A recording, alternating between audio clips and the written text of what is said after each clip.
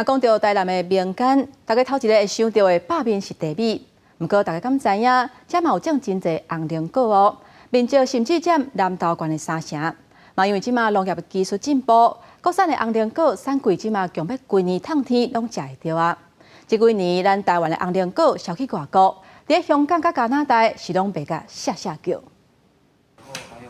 一箱搁一箱的红菱果当地包装，今年因为天气的关系，红菱果大丰收，加上咱台湾农业技术正进步，互咱一年四季都食会到。南投民间有一位农友陈红军，伊种红菱果已经几若年了，种出来果子品质好，伊互人叫做红菱果博士，也捌摕过全国红菱果品鉴的冠军。像我去年的产季大概可以拉到10个月、11个月。 也是因为这样，所以红龙果变成市场上一个很重要的一种水果。咱农界技术直直在进步，像照明和新品种的改良等等，互红菱果逐年拢会当有稳定的产量。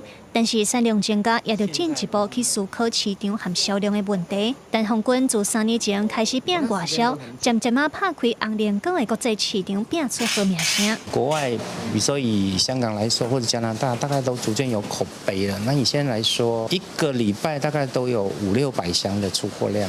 当然以邻近的香港是最主要的市场。然后套句当地人的说法，他们吃得起好东西。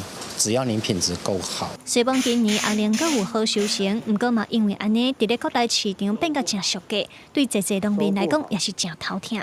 也希望民众会当用行动支持在地农产，互农民有实际的大丰收。记者综合报道。